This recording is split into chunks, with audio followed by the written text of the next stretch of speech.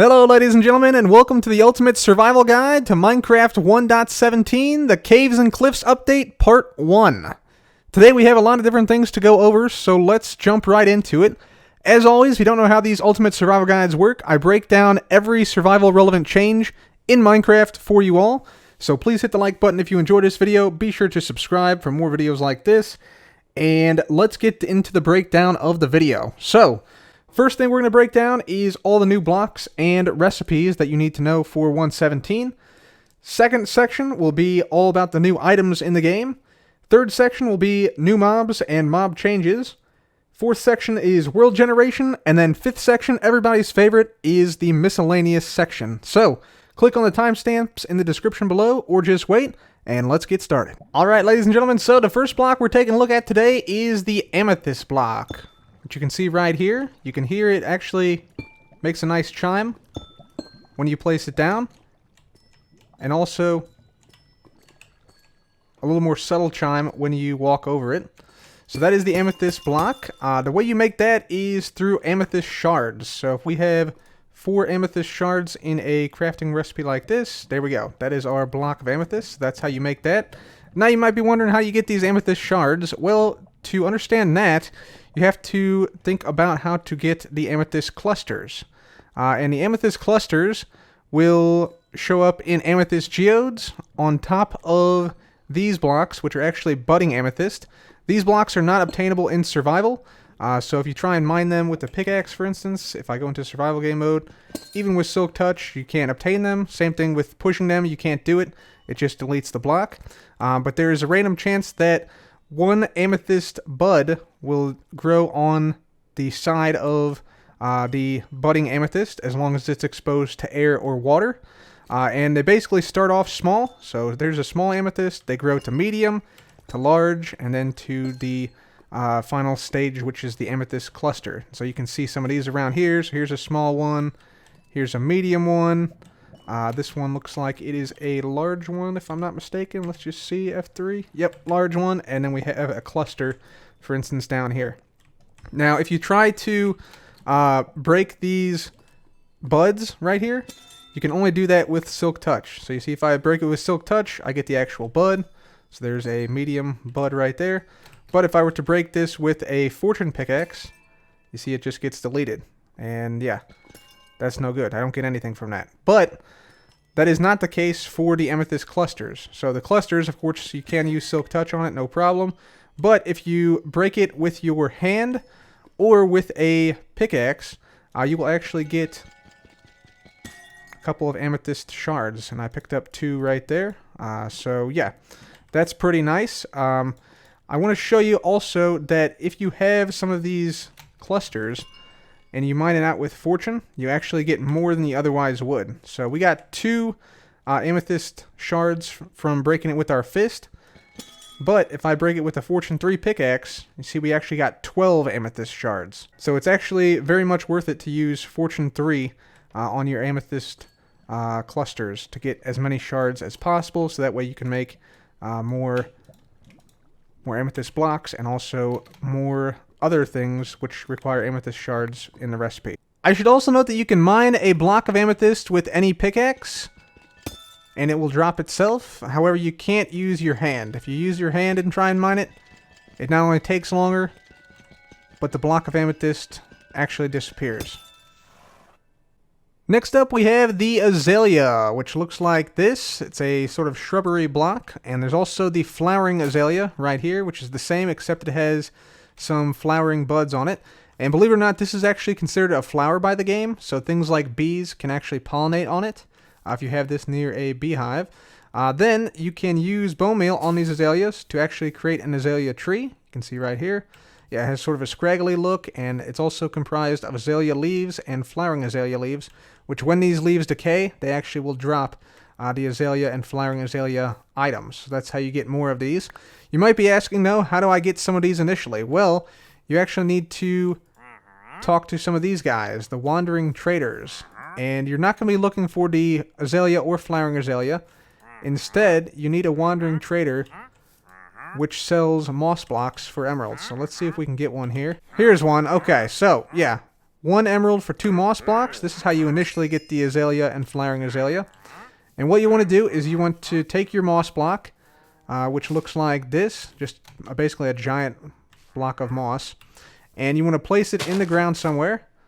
Then you're going to need to get out some bone meal, and you want to bone meal that grass block. And you can see from that, yeah, we have an azalea, flowering azalea, and an azalea, which grew up right here, as well as more moss blocks and some other blocks like some moss carpet. So that is how you get your flowering azalea and azalea bushes.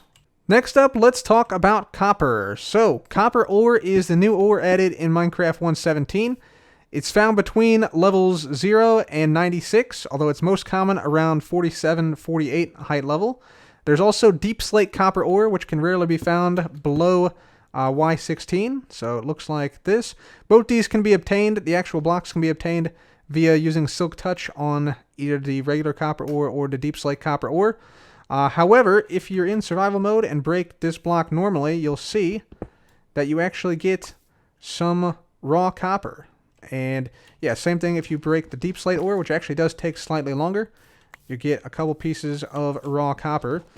And if I obtain a few more of these here, like so, you'll see we get between 2 and 3 per ore, so that means the copper is relatively common. And then you have a couple of options. So if you have this raw copper, you can then craft it into a block of raw copper, which looks like this. And if you didn't want to do that, you can instead use that block of raw copper, convert it back from the block of raw copper into raw copper, put the raw copper into a furnace, and that is how you can smelt your copper ingots. Now, copper ingots are pretty useful, so if I go ahead and grab one of these, there we go, 1 copper ingot from 1 raw copper. Copper ingots can be used for quite a lot, so let's just go here, and the first thing you can use copper ingots for is to craft blocks of copper. So here is a block of copper. That's what it looks like right there. And of course you can craft these back as well into the copper ingots. So you can go back and forth like that. Now, once you have your blocks of copper, you can do a couple different things. Number one is you can just place it down, and over time, it will actually change. So there are actually different states of oxidation of copper in the game. It's a very, very slow process, so I'm not going to sit around and wait for it to happen, but effectively, every once in a while, these will get a random tick and change to exposed copper right here, which will then eventually turn into weathered copper, which will then eventually turn into oxidized copper, which is this nice like green type of copper. So yeah, over time, these blocks will turn into these blocks.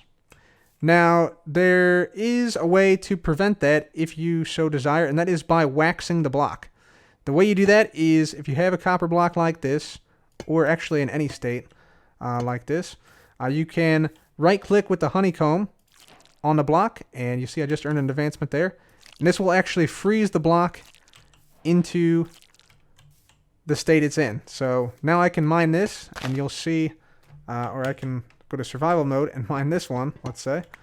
And yeah, these are now waxed exposed copper rather than just regular exposed copper. So these are two totally separate blocks, and you can't stack them or anything. Now, let's say you made a mistake. You accidentally waxed one. You didn't want to wax it. What can you do? Well, if we go ahead and we'll go back to creative mode and we'll get an axe out, you can actually take the wax off. So now, if I go ahead and mine this thing, like so, there we go. You'll see it now stacks with the exposed copper and has once again become exposed copper. So you can wax and unwax any type of copper block that you want. But if you also want to revert a copper to a previous stage, you can do so as well by right-clicking with the axe again, and you'll see, yeah, just return it to the copper, the first stage of copper, the regular copper block stage. So you can do that with the other variants as well, as long as they're not waxed. This one is, so I got to take the wax off first, and now if I right-click, it reverts it to the previous stage, then to the exposed stage, and then finally back to the copper block stage. And the same with these as well. So yeah, kind of an interesting mechanic there with the copper. So that's the basics of the copper blocks, and there are also other variants of the copper blocks. So there are things like cut copper, there are things like cut copper slabs, cut copper stairs. And if I go ahead and place these down, you'll see these have a little bit of a different texture than the regular blocks of copper. So here's the slabs, and then here are the stairs. And you might also guess that there are the weathered, exposed, and oxidized variants of all of these. So if I go ahead and look into the menu here, just type in copper, you can see cut copper stairs, exposed copper stairs, weathered copper stairs, oxidized copper stairs, and the same thing for all of the slab variants as well. So yeah, all these will eventually turn into these different types of copper slabs, and then these will turn into these different types of copper stairs. And then of course you can indeed wax these as well, preserving them in the same state. And then if you get an axe out, you can unwax them and also revert them to previous copper stair types. So yeah, that's how the copper works, and those are the variants of the copper that we have in the game now. In addition to being used for crafting blocks, slabs, and stairs, copper ingots can also be used to craft lightning rods by placing 3 copper ingots in a crafting bench like so. So this is how you can craft lightning rods, which look like this.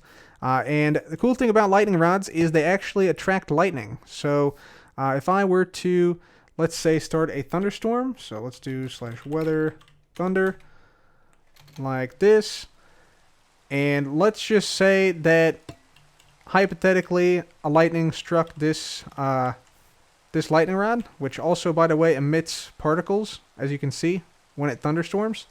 So you'll see occasionally little sparks here that are sort of shooting up from it, the little white sparks. So let's say, for instance, I /summon lightning bolt. Right here, you'll see it turned white for a moment, and it also lit up that lamp, because whenever this is struck by lightning like that, yeah, it actually emits a signal strength of 15 from it. Some interesting facts about the lightning rod. The lightning rod attracts lightning within 32 blocks of itself, and yeah, you can also use a channeling trident like I have here to summon the lightning to it, and it also emits a redstone signal when that happens. It's also worth noting that if you have a creeper or a villager or any other mob that can transform via lightning, when the lightning rod is hit, those mobs do indeed go ahead and transform into the electrified creeper and the witch in this case. So, pretty cool. The next new block we're taking a look at is deep slate. So deep slate looks like this. You may be able to notice a subtle texture change between these 2 blocks of deep slate, and that is because you can actually orient deep slate in different orientations. So it's sort of like log placement, where you can place the log either up and down or to the side, and you get different textures based on that. So you can see like this top texture is on the side here, for instance. Deep slate can be mined with any pickaxe. So if I go into survival game mode here and mine it out, you'll see we can mine it just like so, and that actually gets us cobbled deep slate if we're using a non-silk touch pickaxe. If you're using silk touch, it gives you the deep slate itself, but in this case we got cobbled deep slate. So here's our cobbled deep slate. With this cobbled deep slate you can do a bunch of things. Cobbled deep slate is actually insanely useful. First thing you can do is actually smelt up the cobbled deep slate back into deep slate itself, similar to cobblestone back into regular stone. But then you can get a whole bunch more block variants, namely all these blocks here. The way you do that is, let's say we have ourselves a bunch of cobbled deep slate. You can see here we can just simply craft up the slabs, we can craft up the walls, we can craft up the stairs, or we can craft up the chiseled deep slate with 2 cobbled deep slate slabs to get the chiseled deep slate you see here. So that gets you all these blocks here. But wait, there's more. Let's say we have our cobbled deep slate and we wanted instead some polished deep slate. Just simply put these in a 2x2, and that gets you your polished deep slate right here. So that's a nice sort of blackened deep slate block. And then of course there are slabs, stairs, and walls of those varieties, which you can also get, assuming you have enough of this polished deep slate here. Yep, there they go. Yep, so just the same recipes there, but polished. Then, from the polished deep slate, you can actually make deep slate bricks. So if we take our polished deep slate, put in a 2x2. That gets us our deep slate bricks. And from there, you can craft up your deep slate brick stairs, slabs, or walls. And you can also smelt it. So deep slate bricks smelting in a furnace gets your cracked deep slate bricks, which are the same as this, but yeah, obviously a cracked texture. But wait, there's more. If you take your deep slate bricks and put them into a 2x2 again, you get deep slate tiles, which are these really cool, almost sort of like plank textures or brick textures, like layered brick textures here. So that's a deep slate tiles, and you have, of course, the stairs, the slabs, and the walls of the same recipe, and the cracked variant, which can be made by putting deep slate tiles into a furnace and smelting it. So yeah, lots and lots of deep slate textures and variants you can get in this update. There are 3 new raw blocks of ores in the game now. There are blocks of raw iron, raw copper, and raw gold. And the way you obtain them is pretty straightforward. Basically, whenever you now mine something like gold, you will now get a raw gold piece, like this right here. Same thing with iron and copper. You get raw iron and raw copper. And then you just combine these into the crafting grid like so. So here's my raw iron, making my raw iron block. Here's my raw gold, making the raw gold block. And as you've already seen, the raw copper makes the raw copper block. So that's how you get these raw blocks of ores in the game. Next up, we have 2 blocks associated with geodes. So we have our calcite right here, which is a sort of whitish stone, which is found only in the world between the smooth basalt and amethyst layers of the geodes. You can see it sort of goes around like this, and if I break through here, you know, it continues on around the geode a little bit back there. But yeah, this is found nowhere else, and it can't be crafted, so calcite is kind of a rare block in that sense. Then we also have another block around the geode. That is the smooth basalt block, which looks like this. So smooth basalt, obviously on the outside of the geode, sort of totally encompassing the geode. If we sort of break these blocks here, you can see it's on the top, it's on the bottom here, and yeah, it's on the sides as well. If we keep going around like this, we'll find more of it up here. Yep, there it is. So yeah, lots of smooth basalt, and you can also make more by simply smelting up regular basalt in a furnace, and that gets you smooth basalt.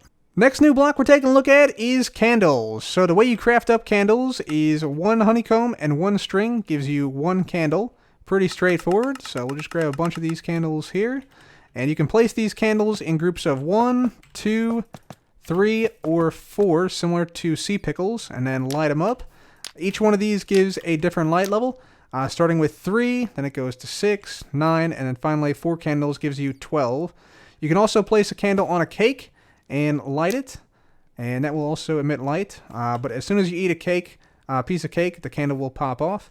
But still, pretty nice. There's also different colors of candles. The way you get different colors is put a candle in with a dye into the crafting bench or into your player inventory, and voila, we have a colored candle now. So yeah, again, you can do 1, 2, 3, or 4 stacks of these. So that's nice. And of course, there are many more colors of candles.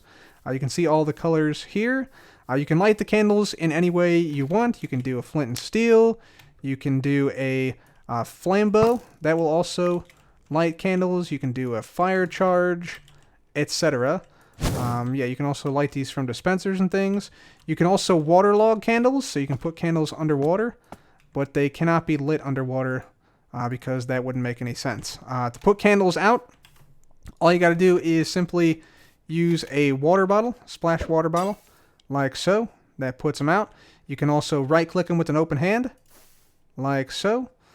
Or you can actually douse them totally in water by using a water bucket. That also puts them out. Next up, we have this new block, which is a glow lichen. These glow lichen can be placed basically on any block face in any orientation. You can even place multiple of them in the same block as you see here, or underwater as you see here and here. You can even use it to hide lighting a little bit, as the glow lichen do give off a little bit of lighting. We can, for instance, place like a painting here with the glow lichen behind here. And now if I change it to night, you can see there's a little bit of a dim glow now coming from these things. And yeah, in particular the painting in this case. So that's kind of cool. They emit a light of block level 7, I believe. Yes, 7 light level for the glow lichen. The way you obtain these in survival mode is you use shears to obtain them. Otherwise, if you don't use shears, try and break them with your fist, they just disappear. Same thing if you use any other tool. And yeah, that's the glow lichen. Pretty easy block to understand. You can also bone meal it, and it'll grow up to the 4 adjacent spaces to it. So yeah, these 4 here. If I bone meal it further, nothing happens. But if I go to the next one, it'll grow into these 3 spaces. And then I can just keep going like that to form like a nice carpet of glow lichen. So that's kind of cool as well. I think it also does grow up the block. Yeah, it can grow up the side of blocks as well. So that's pretty neat. So that is the glow lichen block. Our next block is rooted dirt. Looks like this, and as the name implies, it is dirt with roots in it. But not just figuratively, literally. If we take a hoe and right-click the hoe on the rooted dirt, you'll see roots pop out. And the rooted dirt also reverts to normal dirt. So that is kind of a unique property of the rooted dirt. You might ask how to obtain the rooted dirt, and the way you do that is basically you grow up an azalea tree. So we just bone meal this, and underneath there grows a rooted dirt right there. And it's only 1, unfortunately, right now. But yeah, you only need 1 to get your hanging roots. Because basically, not only can you right-click with the hoe to get the root out, but you can also bone meal it, and a hanging root will grow underneath. So you can see right there, a hanging root just grew. Then to obtain these, what you need to do is you need to use shears, and yeah, that will allow you to get unlimited hanging roots from your rooted dirt. So that's how you get those things right there. And yeah, if you do only want 1, go ahead and use the hoe instead. And that reverts it to regular dirt. So that is rooted dirt as well as hanging roots. Pretty cool. And these hanging roots, by the way, can now be placed underneath of any block that's on the surface. So if I go ahead and come up here, for instance, I can just bring this over here. And if I have any block, doesn't matter what it is, as long as it's on the underside of the block, I can hang my hanging roots from that. So pretty cool. One of the more unique blocks in this update is the tinted glass block. Tinted glass looks like this. The way you craft it up is by using 4 amethyst shards surrounding 1 glass block, and that gets you 2 tinted glass. And tinted glass is unique in that it doesn't allow light through it, but the player can see through it. So for instance, in here, we have ourselves a nice room of tinted glass, and if I close this off, you'll see the light level falls to 0 within this room. When I open it back up, light from the outside can get in, close it back up, light goes away again. So kind of a unique block in that sense. And also, you can actually harvest this with your bare hand in survival. So you can actually harvest tinted glass without using a tool of any type. So it makes it very much easier than normal glass to harvest. So yeah, that is tinted glass now available in survival. Next up, we have dripstone block. Looks like this. So dripstone block is found naturally in the world in some dripstone clusters. It can also be crafted using pointed dripstone in a 2x2 like this. That gets you 1 dripstone block. And the pointed dripstone can actually also be found in the dripstone clusters throughout the world in the form of stalactites here or stalagmites, as you see up here. You can also grow more. These slowly grow over time if you have water above a stalactite like this. So this grows extremely slowly. But yeah, they eventually get bigger and bigger like this, and they can actually grow together similar to that when they get to their maximum size. Then of course you can simply harvest them just by breaking the pointed dripstone like that with your hand. You see the dripstone pop off like that, and you can pick them up, and the same thing on the top. Break this one like that, falls, and it breaks, and yeah, you can then wait for it to regrow back to its previous size. And again, it happens very, very slowly. Also with the dripstone, you might have seen there, but basically you can have the dripstone fall, and that can do damage to entities. So, for instance, if I hit this with the trident, it actually chops the dripstone, and yeah, some of it fell down. Same thing happens when you break it, like this. dripstone falls down. And when this dripstone falls down, this actually does more damage to the entity. So let me just go ahead and show you here. If I have a dripstone like this and a creeper down here, just this height of the dripstone falling, the pointed dripstone falling, will kill the creeper. So if I do this, bam, dead. So that's pretty cool. It also does increase damage if a player entity falls on it, like onto this spiky bit. So I can demonstrate that here with this creeper. Boom. Creeper normally would survive pretty easily from that height. So yeah, this does extra damage if you have it fall on you or if you fall onto it. So be careful of the pointed dripstone.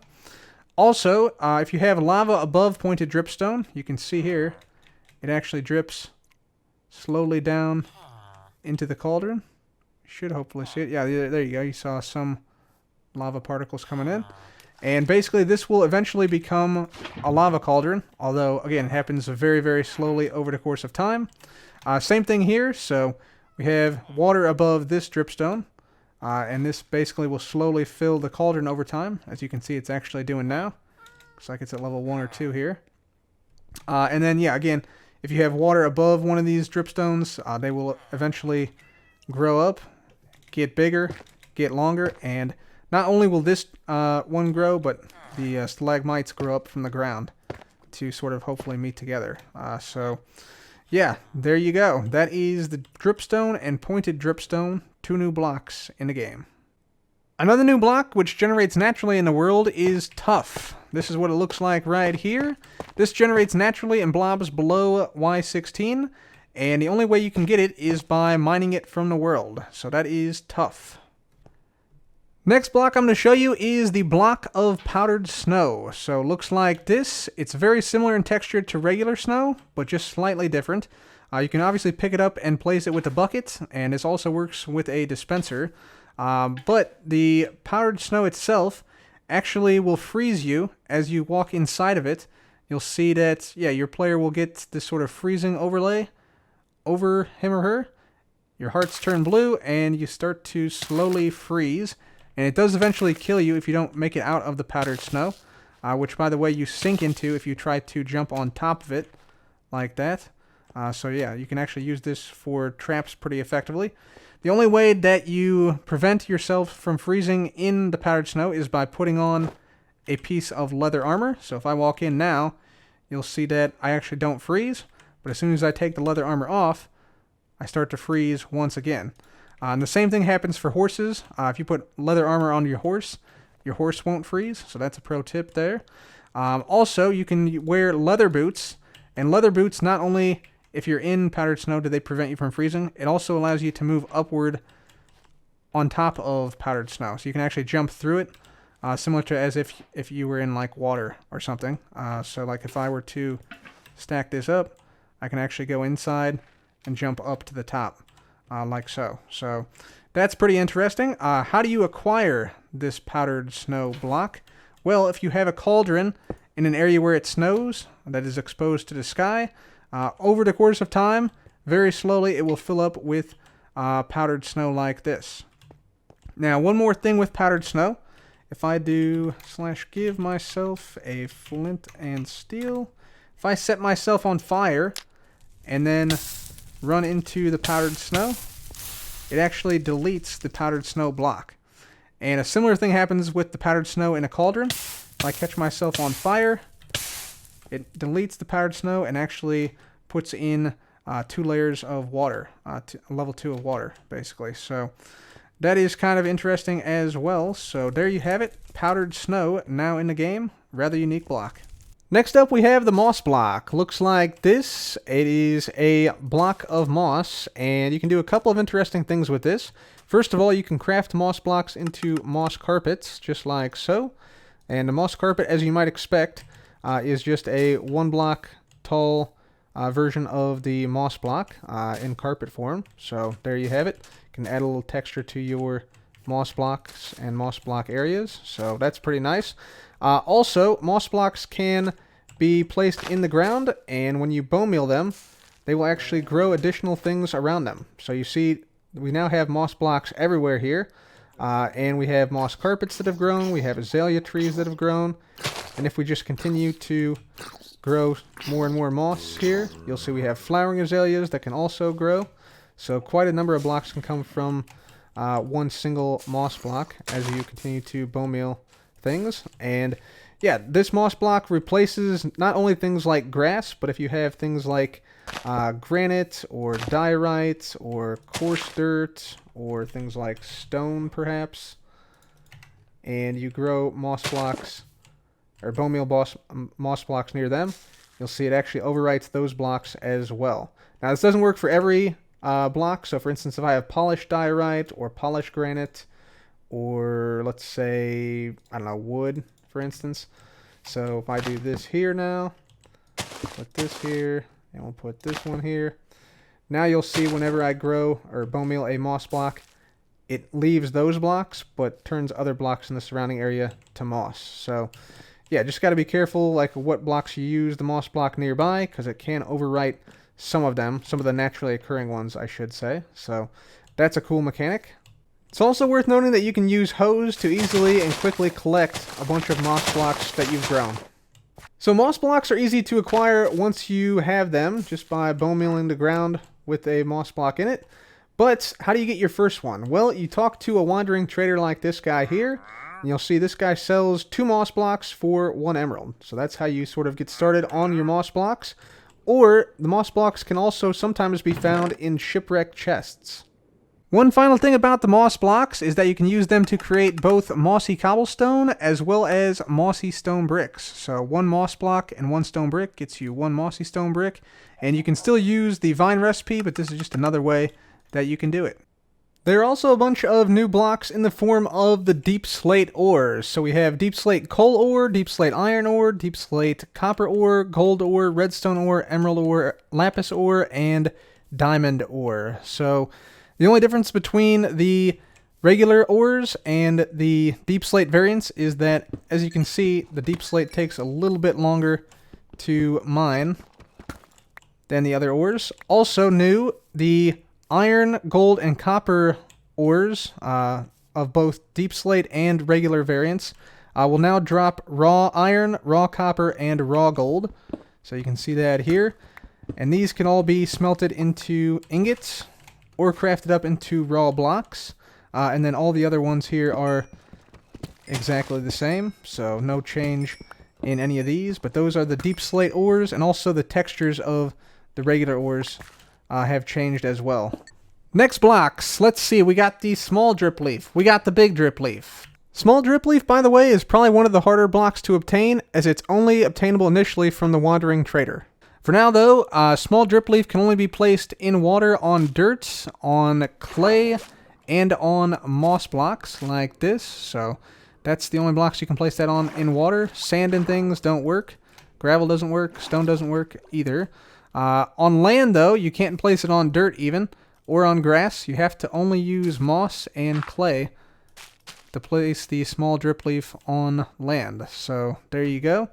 You might also be wondering how to obtain this once you've placed it down. You can't just punch it like that. Instead, you have to use shears on your small drip leaves because they're very delicate. And there you go. Drops off. You can pick it up. Next up, we have the big drip leaf. The big drip leaf can be placed basically anywhere on any natural block, underwater, above water, things like that. And you can also get big drip leaf from small drip leaf by simply bone mealing it, and that makes yourself a big drip leaf. You can also bone meal this, and yeah, that grows up your big drip leaf even taller.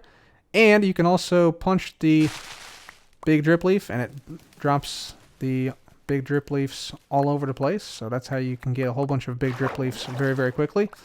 But there are some other unique properties of the big drip leaf that you need to be aware of. Number one, the big leaf at the top will actually support you for about 1.5 seconds before tilting and then dropping you through. So I can demonstrate that here. See, I was on it, it tilted, I fell through, and then after a brief time still, it resets. So that is a pretty unique property, and you can do like little parkour courses and stuff like this if you so desire. Also, it's worth noting that if you actually have something like this, like a redstone signal next to the big drip leaf, you can now stand on it for an unlimited amount of time. You can jump on it, you can do whatever to it. It'll always stay supporting you now that this redstone torch is here and that this redstone signal is here. But if you get rid of that, then yeah, you have the same amount of time you had before. Also, projectiles will cause the drip leaf to instantly fall, as you can see right here. And even if you have a redstone signal powering the drip leaf, the projectile still causes it to instantly tilt. So yeah, just be aware of that. One final thing, if you have a item or entity on top of this, it doesn't have to be the player, the drip leaf will still tilt and allow the item or entity to fall through. So yeah, kind of a cool block there. Next new item we're taking a look at is glowberries. So look like this, and basically these glowberries can be eaten as a food source. If I just right click here, see it restores 1 drumstick worth of hunger every time I eat 1 glowberry, so that's really cool. Glowberries can also be planted to form cave vines. You have to plant these on the underside of blocks here, and over time these cave vines will grow. If I just do game rule, random tick speed, and we'll set it 300, you'll see these eventually grow downwards over time. Clear out some grass down here. And sometimes they will grow some of the glowberries on them, like so. Then, I'll just go ahead and set this back here. To harvest the glowberries, all you have to do is simply right-click, and the glowberries pop off, just like so. So that's pretty nice. And you can also use bone meal on the vines themselves to grow glowberries. But they also emit light. So if I do time set midnight right now, you can see they actually emit light. If I get rid of them, there's no light. And if I cause them to grow again, they emit light. They actually emit light at level 14, so they're actually quite bright light sources. However, you won't find these naturally generating yet in the world. That's planned for part 2 of the Caves and Cliffs update. Instead, you'll have to rely on glowberries to be found inside minecart chests in mine shafts, and these are actually still pretty rare, even in the minecart chests. They're only found in about 38% to 39% of all minecart chests in mine shafts. One other quick thing about cave vines, they can be climbed just as normal vines can, freestanding, without any other blocks supporting, so that is pretty cool. One other unique thing about glowberries is that they can actually be used to breed up foxes. So if I hit this one fox with glowberry, this fox with the glowberry, there we go, and voila, they make the baby fox. How cute is that? Next up, we have one of the more useful items added this update. That is the glow item frame. So it's basically a regular item frame, but brighter, and the things that you put in it also appear brighter. The way you craft this up is by utilizing a regular item frame plus a glow ink sac, which you get from Glow Squid, and that gets you your glow item frame. And you can see the utility of this if I close in a room here with one item in a regular item frame and the same item in a glow item frame, and close this in. You can see, once it's in darkness, items in regular item frames, tough to see. Glow item frames, you can still see it very clearly, almost as if it's like lit up somehow. So that's really cool. So that is the glow item frame, now available in Minecraft 1.17. There's also a new item that uses the copper ingots, and that is the spyglass, which uses 2 copper ingots along with an amethyst shard to make the spyglass. So the spyglass itself is essentially like a mini zoom telescope. So when I get over here, let's say I want to zoom in on that village over there, I just hold down right click, the spyglass zooms in, and I can like pan around and look a little bit more in detail at the village way far away over there. When I'm done, just let go of right click, and yeah, vision returns to normal. I can also use it in the left hand as well, so there you go. And when you use it in third person, you can see I actually hold the spyglass up to my eye to see through it, so that is pretty cool. That is the spyglass item. Now moving on to Minecraft mobs. The first mob we're going to take a look at is the axolotl. Looks like this. This is a white axolotl. There's also a brown axolotl, a yellow axolotl, a pink axolotl. See if we can get the pink one here. Yep, and there's also a super rare blue one, but the blue one is like a 1 in 1200 chance, so probably won't see that one here. But if you do see it in survival, make sure to nab it. The axolotl is a aquatic predator. It'll attack things like squid and fish and glow squid and things like that. So if I put down a few of these here, and put down a squid here, yep, you can see them attacking it. There they go. And yeah, eventually they will kill it and it'll drop its stuff. They also attack things like Guardians, Elder Guardians, and Drown. And a cool thing about the axolotls is, let's say they're attacking like a Guardian, for instance. Let's see if we put down a few Guardians here. How this goes. See if one of them gets shot by a beam. There we go. Yeah, you'll see here. Yeah, they'll actually fake like they're dead.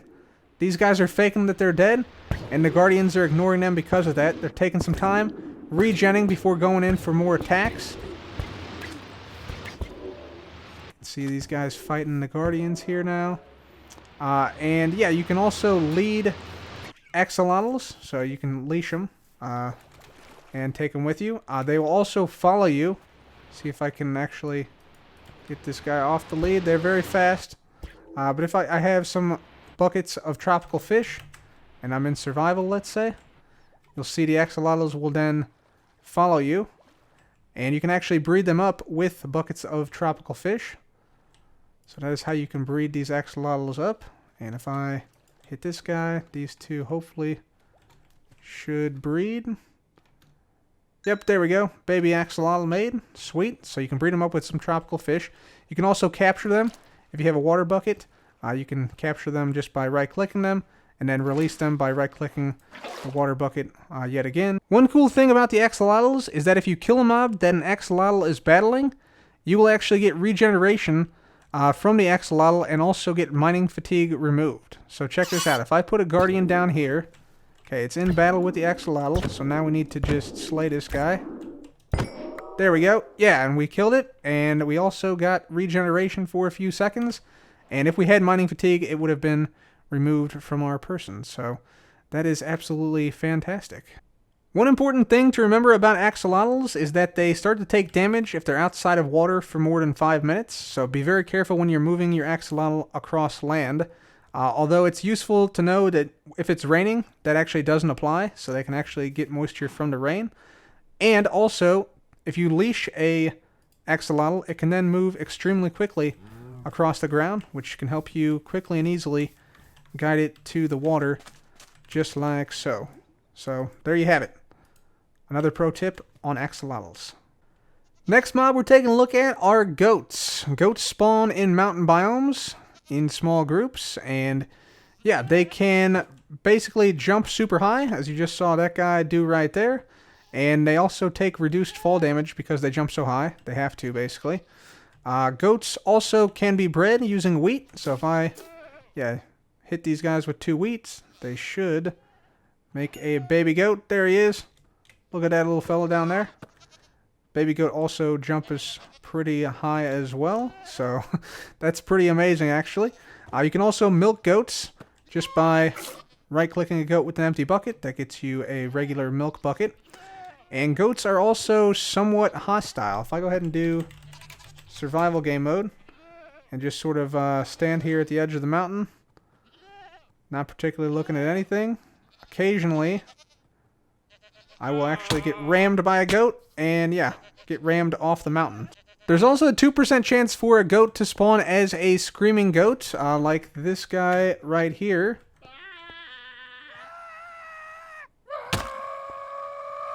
So yeah, things get a little wild with the screaming goats. They're a little bit more hostile. And they have crazy yells and everything. So yeah, be aware of potentially screaming goats in your world. Next up we have the glow squid. The glow squid is sort of like a normal squid, except it is apparently glowing and produces cool particles around itself. If you actually punch the glow squid, you can see it actually turns dark and swims away quickly before becoming illuminated yet again, like so. If you slay the glow squid, it will actually drop some glow ink sacs, just like that. And these glow ink sacs can then be used to dye signs or to make glow item frames.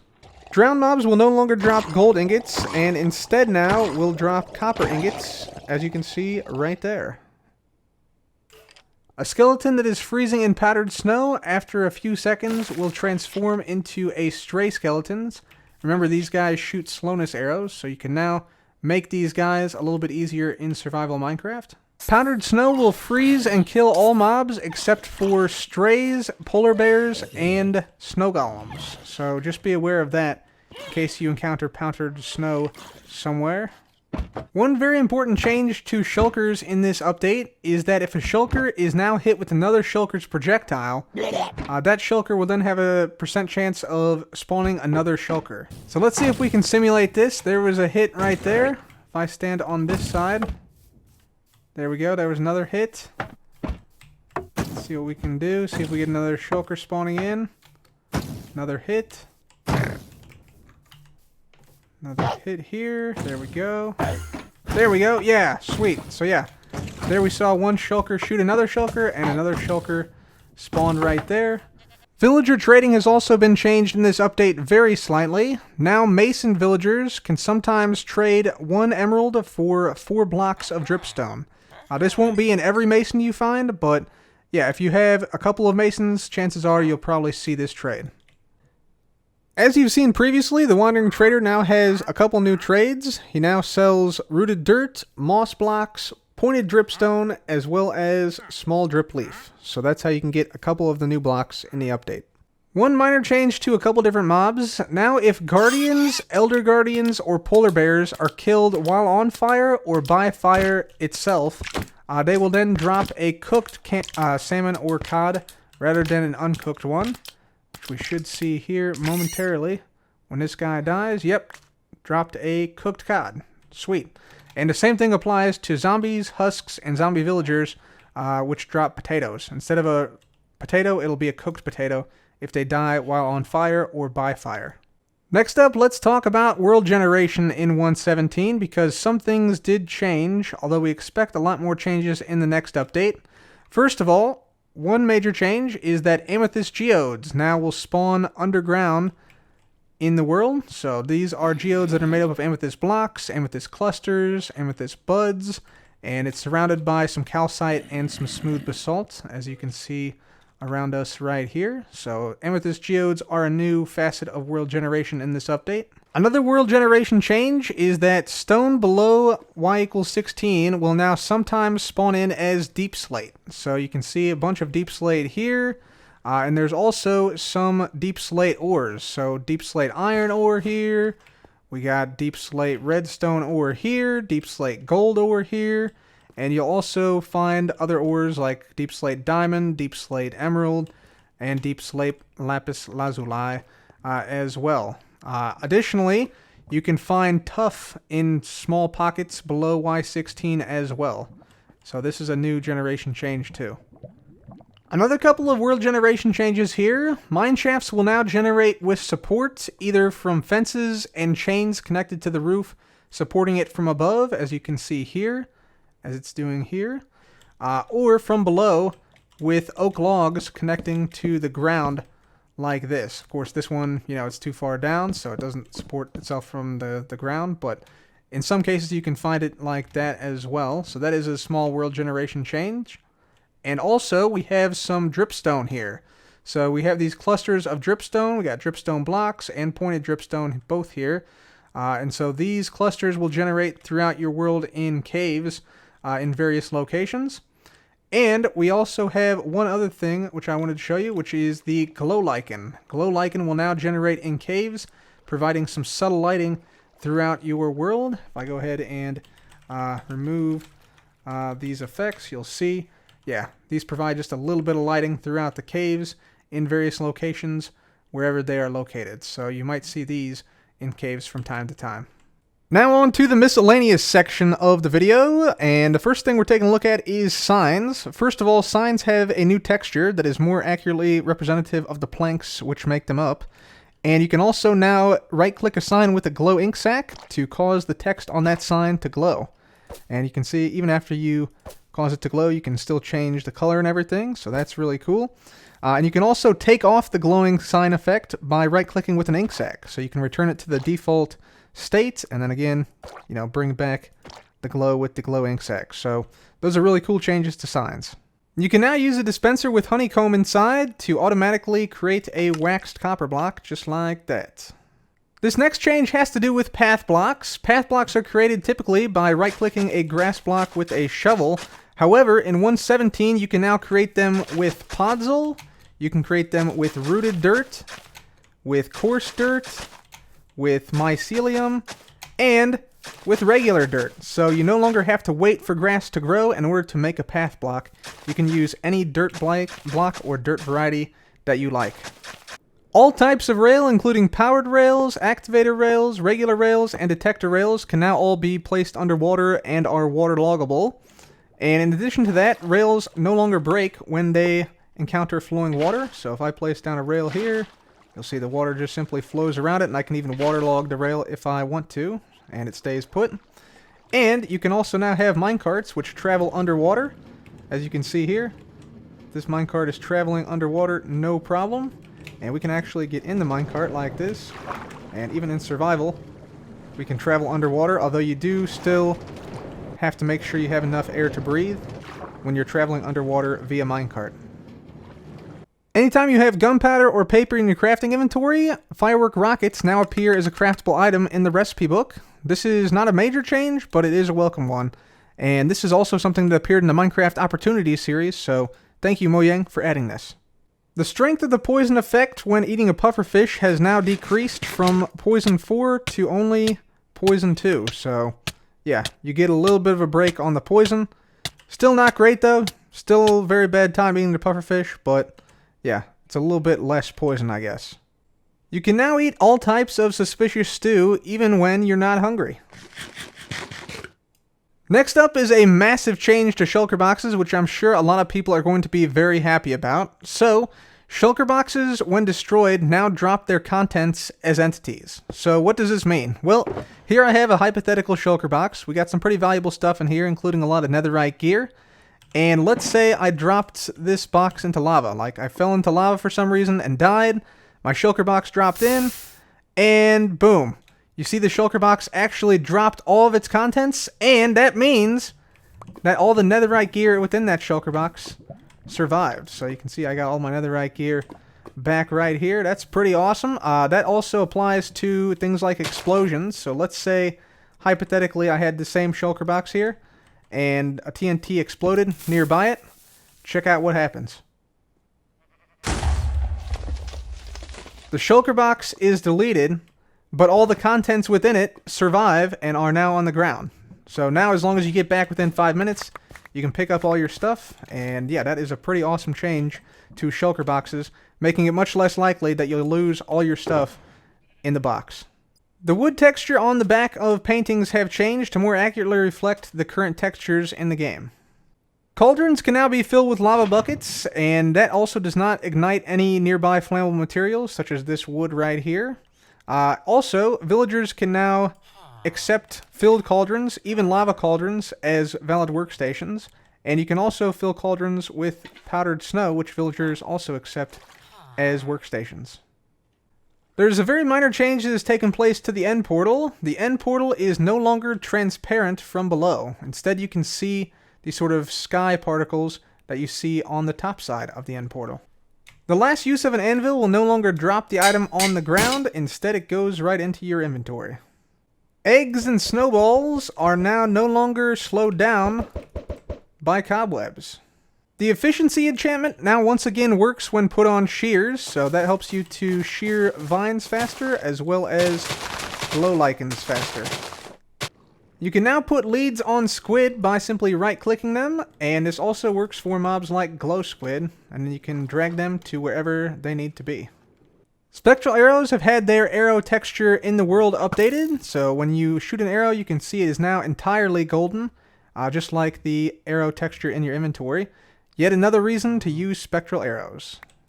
Infested stone will now no longer drop silverfish if mined with a silk touch pickaxe, as you can see here, but it still does if you mine it with a normal non-silk touch pickaxe. By the way, this same trick works with infested deep slate, so yeah, silk touch definitely buffed with regards to silverfish. Food will no longer pop off the campfire when the campfire is extinguished. There are also a couple of new advancements in this update. So, for instance, one is looking at a parrot with the spyglass. So you get the advancement, is it a bird? Which in this case, yes it is. There's also an advancement called, is it a balloon? For looking at a ghast through a spyglass. There's also an advancement in the end for looking at the Ender Dragon through a spyglass called Is It a Plane? There's an advancement for walking on powdered snow when you have leather boots equipped called Light as a Rabbit. There's also an advancement called Whatever Floats Your Goat, where basically if you get into a boat with a goat, yeah, you get the advancement. There are 2 advancements involving axolotls. One is simply catching an axolotl in a bucket like that, called the Cutest Predator. And the other is for assisting an axolotl in battle. So you see this guy is currently in battle here, but if we actually help him out, we get the Healing Power of Friendship advancement. And that is the new one here, teaming up with an axolotl to win a fight. There's also an advancement for waxing a copper block and taking wax off of a copper block. Another advancement you can get is if you have a villager somewhat close to a lightning strike, and if the lightning strikes a lightning rod without starting a fire nearby, and you're also close to it, you'll get the advancement Surge Protector. So that concludes the 1.17 Ultimate Survival Guide for the Caves and Cliffs Update Part 1. I hope you found something interesting and or intriguing that you didn't know before about the update in this video. And yeah, have a lot of fun on the Caves and Cliffs Update, guys. My name is Cub. Thanks for watching. Farewell.